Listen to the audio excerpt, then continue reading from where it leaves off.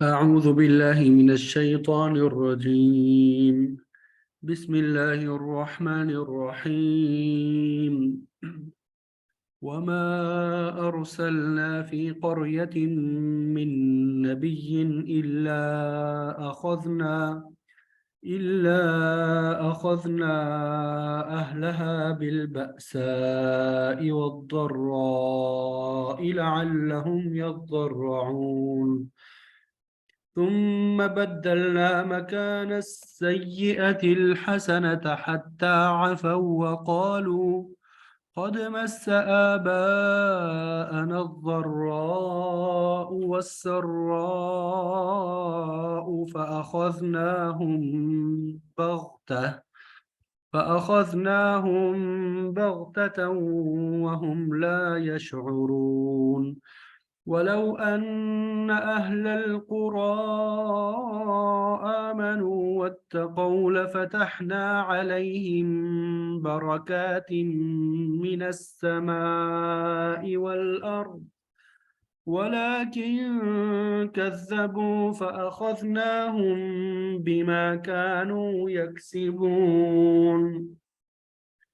أفأمن أهل القرى أن يأتيهم بأسنا بياتا وهم نائمون أوأمن أهل القرى أن يأتيهم بأسنا ضحى وهم يلعبون أفأمنوا مكر الله فلا يأمن مكر الله إلا القوم الخاسرون.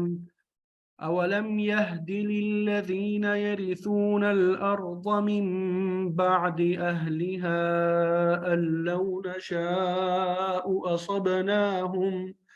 أصبناهم بذنوبهم ونطبع على قلوبهم فهم لا يسمعون. تلك القرى نقص عليك من أنبائها ولقد جاءتهم رسلهم بالبينات فما كانوا ليؤمنوا بما كذبوا من قبل كذلك يطبع الله على قلوب الكافرين.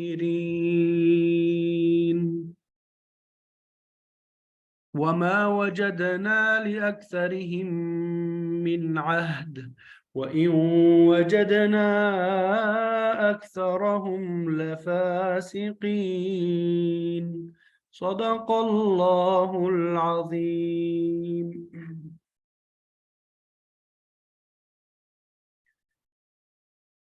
अल्हम्दुलिल्लाह। अभी आपके सामने सूरह आराफ आयत नंबर 93 से आयत नंबर 103 तक तिलावत की सआदत हासिल हुई। सबसे पहले इन आयत का तर्जुमा आपके सामने जिक्र करेंगे, फिर उसके बाद मुफस्सिरीन ने जो तफसीर बयान की है वो आप सबके सामने बयान करेंगे। वमा अरसलना, और हमने नहीं भेजा, वमा और नहीं, अरसलना हमने भेजा, फी क़रयतिन किसी बस्ती में, मिन नबीयिन कोई नबी, इल्ला मगर, अखज़ना पकड़ लिया हमने, अखज़ना पकड़ लिया हमने, अरसलना अखज़ना ये की वजन है, ठीक है।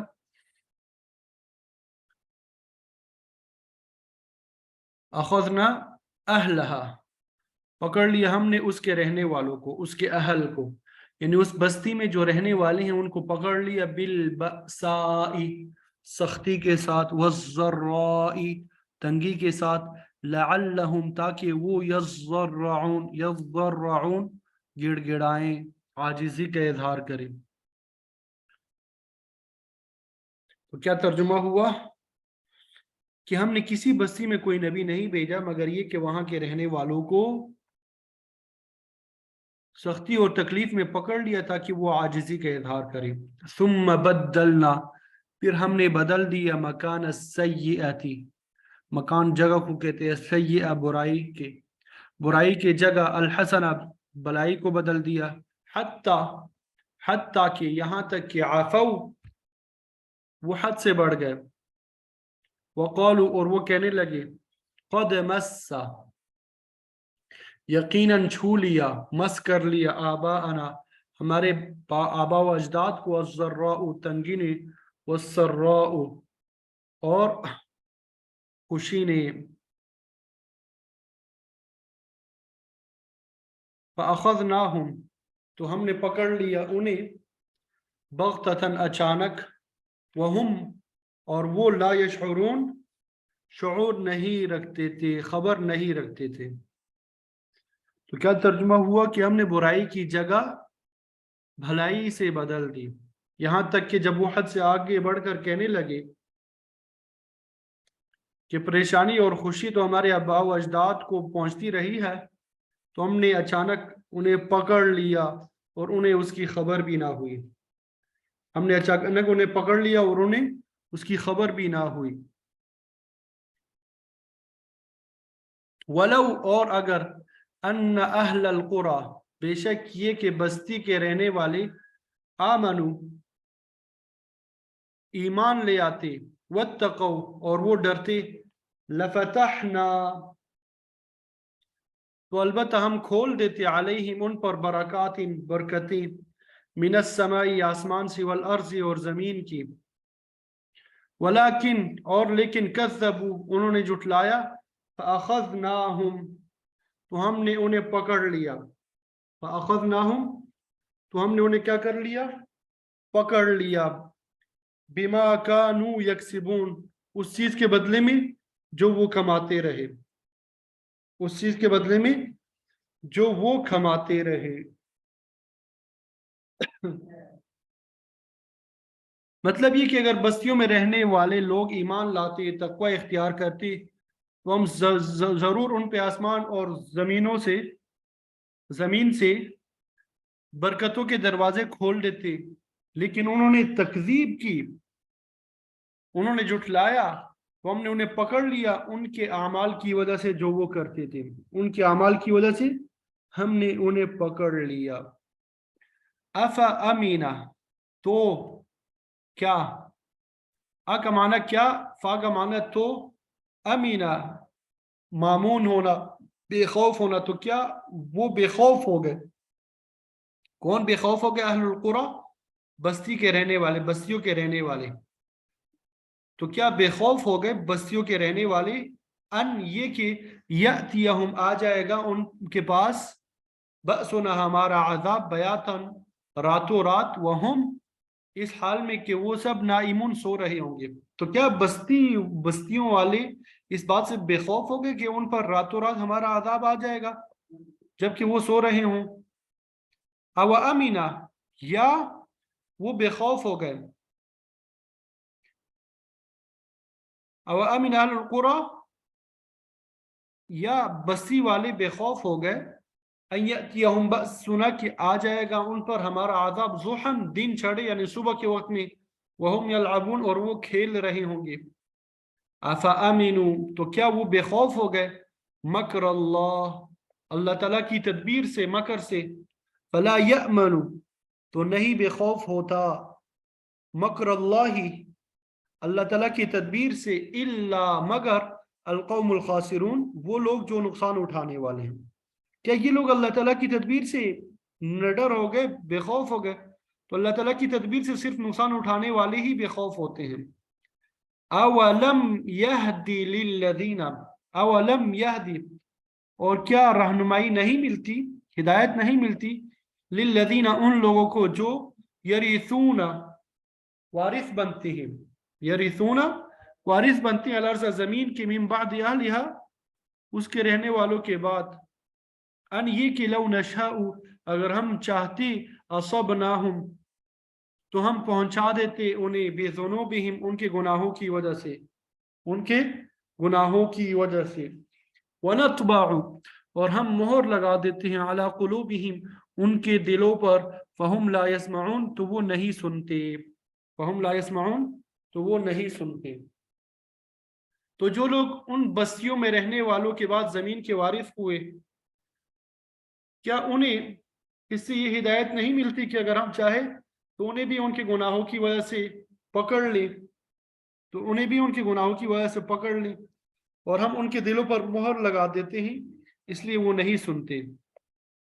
تلک القرى، یہ سب بستیاں جو ہے نقص ہم بیان کرتے ہیں علیک آپ پر، آپ کو سناتے ہیں، من انبائها ان کے احوال، وَلَقَدْ جَاءَتْهُمْ، اور البتہ یقیناً آئے آپ کے ان کے پاس، رسولہم ان کے پیغمبر، بالبینات، واضح دلائل کے ساتھ، ان کے پیغمبر ان کے پاس واضح دلائل لے کر آئے، فما كانوا ليؤمنون، تو وہ نہ ہوئے ایمان لانے والے، تو وہ ایمان نہیں لاتے تھے، بما كذبوا، اس وجہ سے کہ انہوں نے جھٹلایا، من قبل، اس سے پہلے، كذلك، اسی طرح، يطبع، وہ مہر لگاتا ہے، اللہ یتبع اللہ، اللہ تعالیٰ مہر لگاتے ہیں، علی قلوب الکافرین، کافروں کے دلوں پر، وما وجدنا، اور نہیں پایا ہم نے، لیکثرہم، ان میں سے اکثر کے لیے، من عہد، کوئی عہد، وَإِن وجدنا، وَإِن وجدنا، اور اگر ہم نے پایا بھی، اکثرہم، ان میں سے اکثر کو، لفاسقین، البتہ نافرمانی کرنے والے،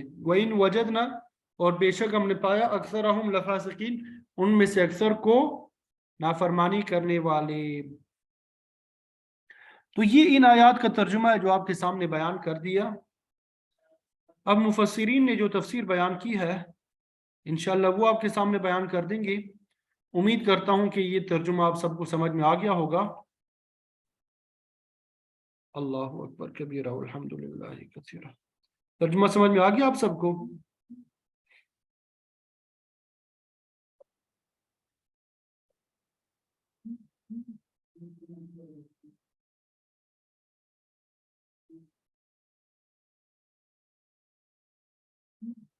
اللہ، تو یہ آپ کو معلوم ہے اس سے پہلے کئی انبیاء علیہ السلام کا تذکرہ آیا، نوح علیہ السلام، ہود علیہ السلام، صالح علیہ السلام، لوط علیہ السلام، اور حضرت شعیب علیہ السلام۔ تو اللہ تعالیٰ مختلف انبیاء کو بھیجتے رہے مختلف اقوام کی طرف۔ تو اب یہاں فرما رہے ہیں کہ ہم نے نہیں بھیجا کسی بستی میں کوئی رسول۔ قریہ یہ کسی بھی آبادی کو کہتے ہیں، چاہے وہ چھوٹی ہو یا بڑی، چھوٹے سے لے کے بڑے شہروں تک کے لیے قریہ کا لفظ استعمال ہوتا ہے۔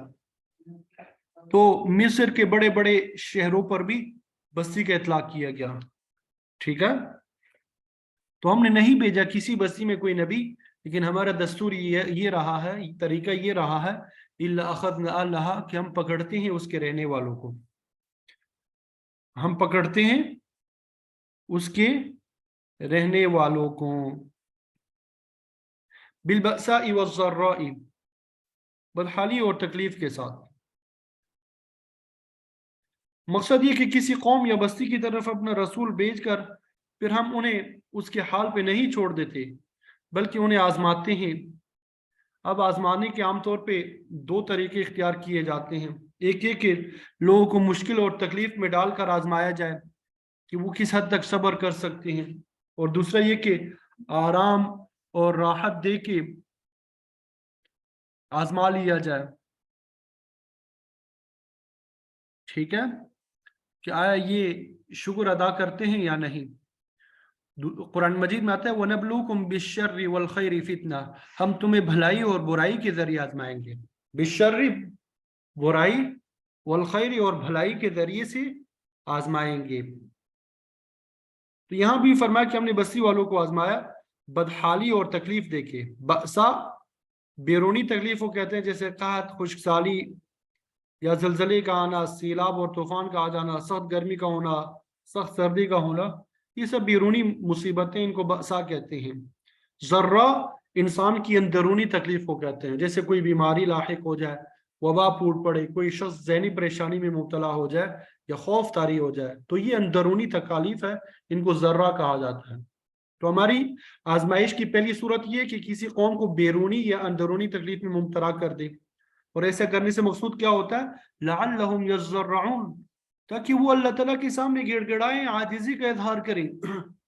تو جب مشکل درپیش ہوتی ہے تو عام طور پہ اللہ تعالیٰ کی طرف لوگ رجوع کرتے ہیں، اپنے گناہوں کی معافی چاہتے ہیں، تاکہ اللہ تعالیٰ ان سے راضی ہو جائے اور ان کی تکلیف رفع کر دے، ان کو مصیبت سے نجات دے دے۔ تو کسی شخص یا قوم پہ تکلیف کا آ جانا اس کے لیے اللہ تعالیٰ کی طرف سے تنبیہ ہوتی ہے تاکہ لوگ کفر اور شرک سے باز آ جائے، برائی کو چھوڑ دے، نیکی کو اختیار کرے۔ اللہ تعالیٰ کو خشوع خضوع عاجزی یہ بڑی پسند ہے۔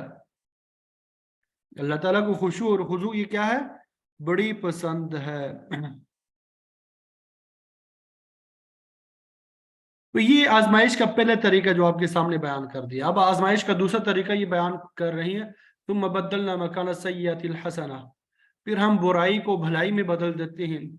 پہلے تکلیف میں مبتلا تھے، پھر راحت آ گئی، پہلے بیمار تھے اب تندرست ہو گئے، پہلے مال میں تنگی تھی پھر فراوانی آ گئی۔ مطلب یہ کہ ہم نے کسی شخص یا قوم کی بدحالی کو آسودگی میں تبدیل کر دیا، حتی عفو، یہاں تک کہ وہ آسودگی میں بڑھ گئے۔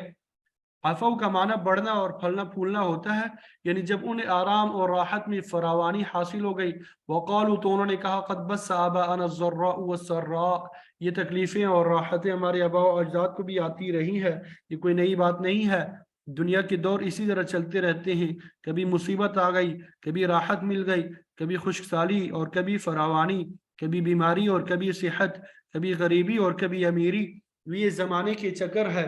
افسوس کہ انہوں نے اللہ تعالیٰ کی طرف سے ان آزمائشوں سے کوئی سبق نہ سیکھا، بلکہ معمولی چیز سمجھ کر اس سے گزر جاتے ہیں۔ تو یہی چیز انسان کی ناکامی کا سبب بنتی ہے۔ اللہ تعالیٰ یہ جو انسان پہ مختلف حالتیں طاری کرتا ہے تاکہ وہ ان سے سبق حاصل کرے، تکذیب سے باز آ جائے، سرکشی کو چھوڑ دے، اللہ تعالیٰ کی طرف متوجہ ہو کے رجوع کرے۔ تو جو لوگ ان تنبیہان کا اثر قبول کر کے اللہ تعالیٰ کی طرف متوجہ ہو جاتے ہیں، سیدھے راستے کی طرف آ جاتے ہیں، وہ کامیاب ہو جاتے ہیں، اور جو نظر انداز کر دیتے ہیں وہ ہمیشہ ناکام رہتے ہیں۔ تو جب اللہ تعالیٰ کسی قوم کو راحت عطا کرتا ہے تو پھر وہ قوم دو گروہوں میں تقسیم ہو جاتی ہے۔ جو مومن ہوتے ہیں وہ اسے اللہ تعالیٰ کا احسان مانتے ہوئے اس کا شکر ادا کرتے ہیں، اور جو منافق ہوتے ہیں وہ تکبر میں مبتلا ہو جاتے ہیں، غفلت میں پڑ جاتے ہیں، حتیٰ کہ اللہ تعالیٰ کو بھی اور آخرت کو بھول جاتے ہیں۔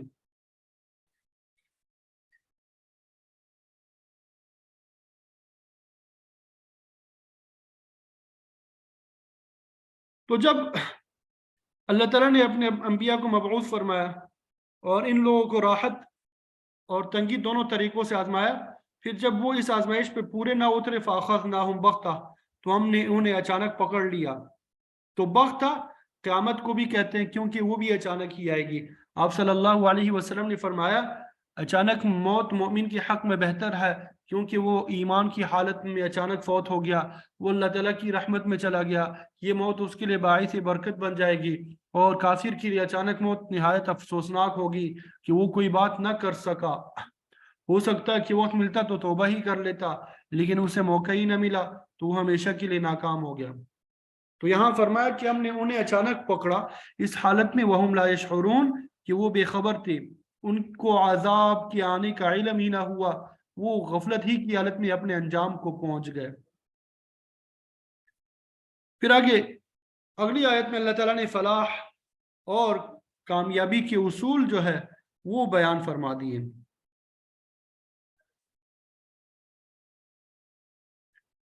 ان ذرائع کو بتایا کہ جن کی وجہ سے انسان دنیا اور آخرت میں کامیاب ہو سکتا ہے، اللہ تعالیٰ کی گرفت سے بچ سکتا ہے۔ وہ کیا ہے؟ وَلَوْ أَنَّ أَهْلَ الْقُرَىٰ،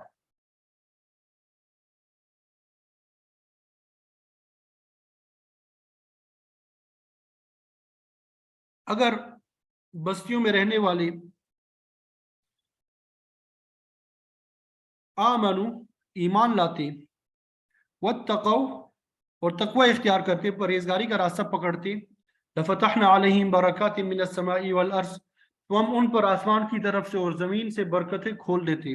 یعنی اگر یہ لوگ اللہ تعالیٰ کی گرفت سے ڈرتے، کفر، شرک اور معاصی سے بچتے رہتے، تو یقیناً ان پر اللہ تعالیٰ کی رحمتوں کا نزول ہوتا، آسمان اور زمین کی برکات کے دروازے کھل جاتے۔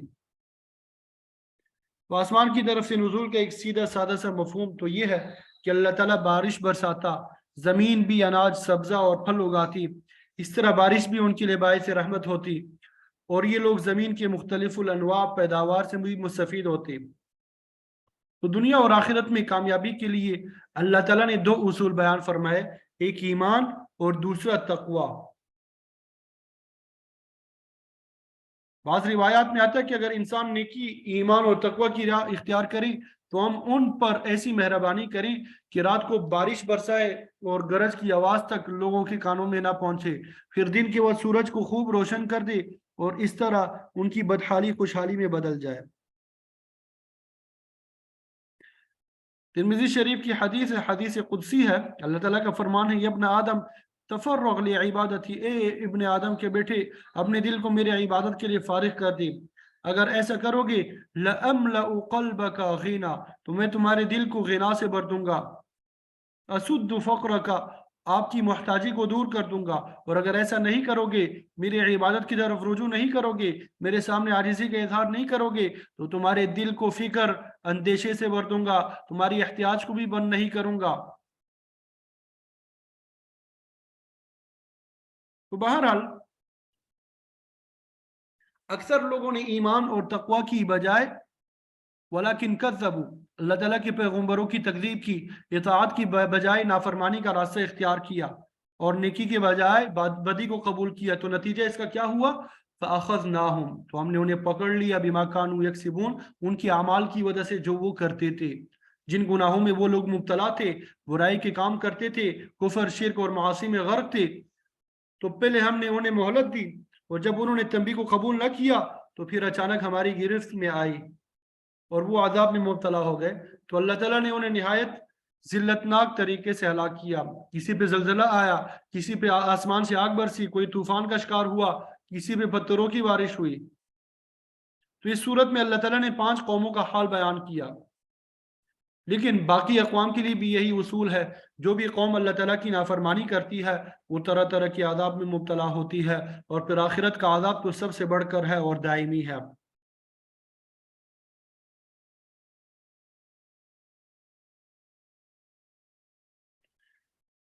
اللہ اکبر کبیرہ۔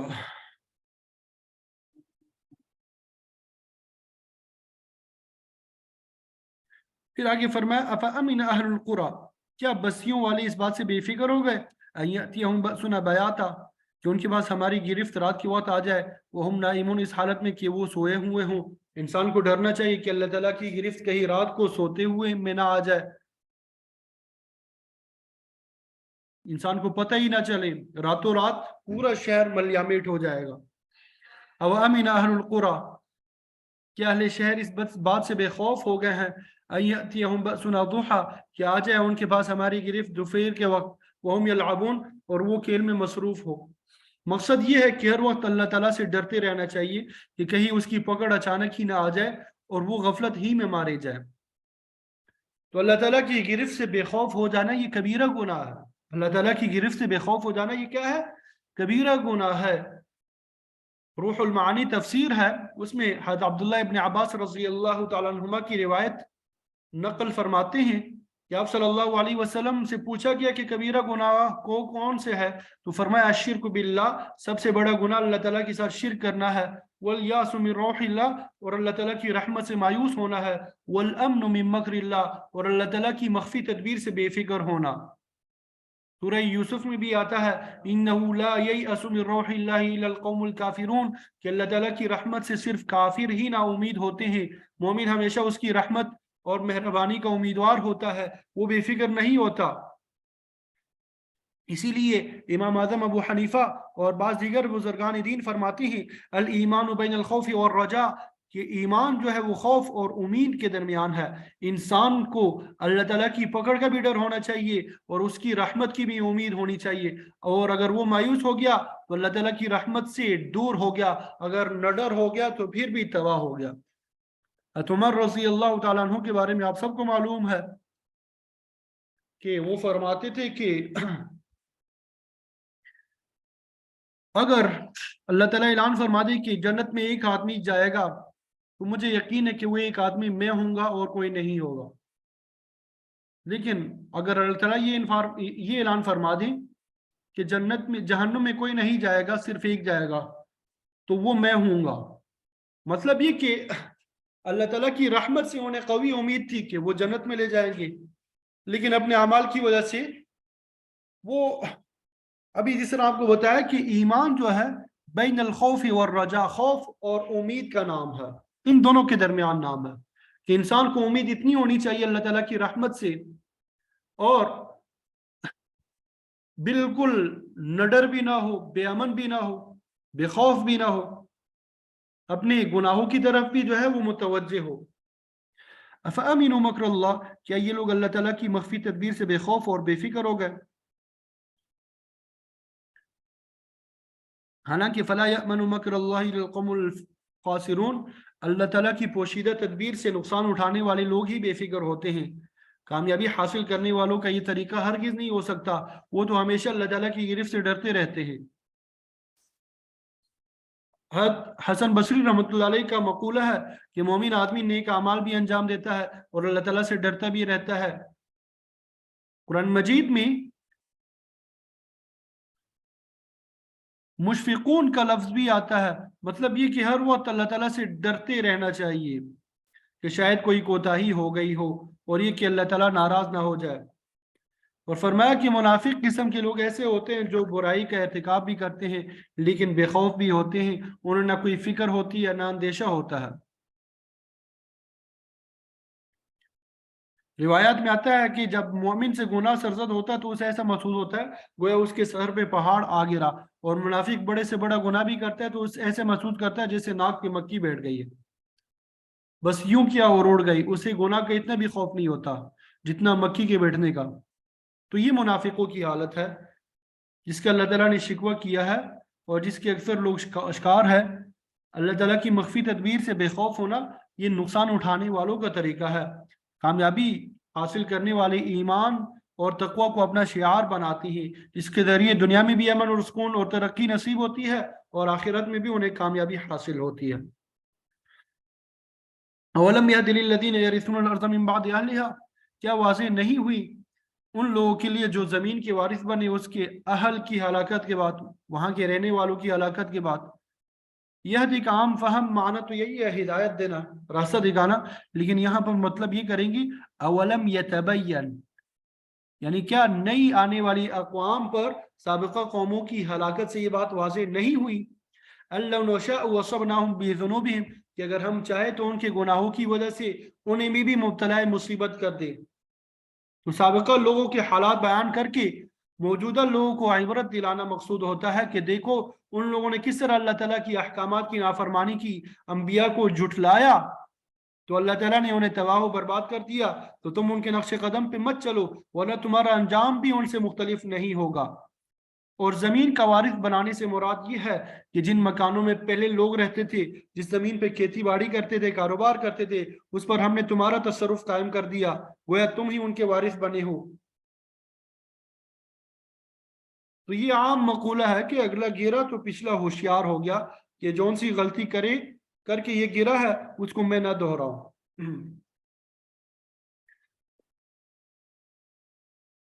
اللہ اکبر۔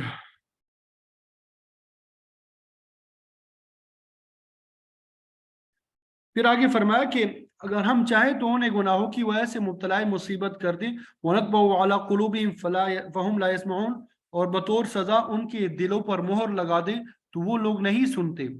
اللہ تعالیٰ کا یہ قانون ہے کہ پہلے گناہ ہی پر دل میں ٹپر نہیں لگاتا، بلکہ انسان جو برائی اختیار کرتا جاتا ہے اس کا دل سیاہ ہوتا جاتا ہے، اور پھر آخر میں اس کے دل پہ مہر لگا دی جاتی ہے۔ اس کا نتیجہ یہ ہوتا ہے کہ اس کی صلاحیت اور استعداد ہی ختم ہو جاتی ہے، پھر اس کے نزدیک نیکی اور برائی میں کوئی تمیز نہیں رہتی، برائیوں میں بڑھتا ہی چلا جاتا ہے۔ ختم اللہ علی قلوبہم، یہ کیفیت ہو جاتی ہے۔ تو اب ان کے لیے یہ بہت بڑا عذاب ہے، جب کسی کے دل پہ ٹھپا لگ جاتا ہے تو وہ دل سخت ہو جاتا ہے، جو کہ بڑی سخت ہی خطرناک بیماری ہے۔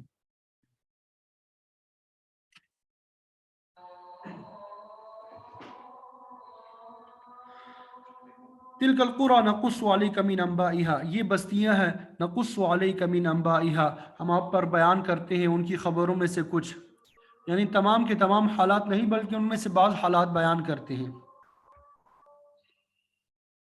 وَلَقَدْ جَاءَتْهُمْ رُسُلُهُمْ بِالْبَيِّنَاتِ، البتہ ان بستیوں اور قوموں کے پاس ہمارے رسول آئے واضح باتیں لے کر۔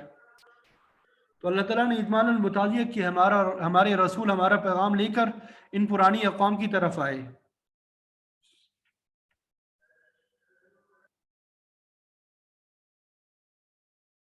فما كانوا ليؤمنوا بما كذبوا من قبل، تو وہ لوگ اس چیز پہ ایمان لانے والے نہیں تھے جسے وہ پہلے جھٹلا چکے تھے. جب اللہ کے نبی نے اللہ تعالیٰ کا پیغام پہلی دفعہ پہنچایا، امت نے نہ مانا، تو پھر کتنے بھی دلائل اور شواہد پیش کیے، ان لوگوں نے نہیں مانا. مفسرین فرماتے ہیں کہ کافر لوگ قیامت کے دن اللہ تعالیٰ سے درخواست کریں گے کہ ہمیں واپس دنیا میں لوٹا دیا جائے، ہم نیکی اختیار کریں گے. لیکن اللہ تعالیٰ فرمائیں گے وَلَوْ رُدُّوا لَعَادُوا لِمَا نُهُوا عَنْهُ، اگر ان کو ہم واپس بھی لوٹا دیں تو پھر بھی وہی کچھ کریں گے جس سے انہیں منع کیا گیا. كَذَلِكَ يَطْبَعُ اللَّهُ عَلَى قُلُوبِ الْكَافِرِينَ، اسی طرح اللہ تعالیٰ کافروں کے دلوں پہ ٹھپا لگا دیتا ہے ان کی ضد، عناد اور تعصب کی وجہ سے. وَمَا وَجَدْنَا لِأَكْثَرِهِم مِّنْ عَهْدٍ، ان میں سے اکثریت میں کوئی عہد نہیں پایا، یعنی اکثر لوگوں نے عہد کی وفا نہیں کی.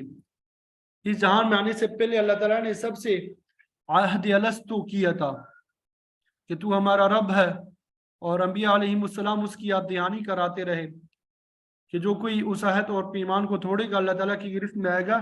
لیکن اکثر لوگوں نے عہد کی وفا نہیں کی.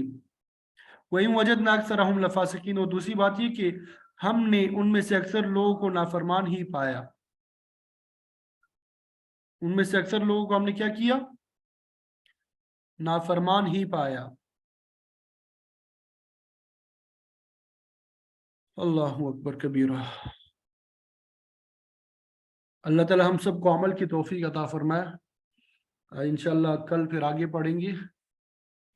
جزاکم اللہ خیرہ.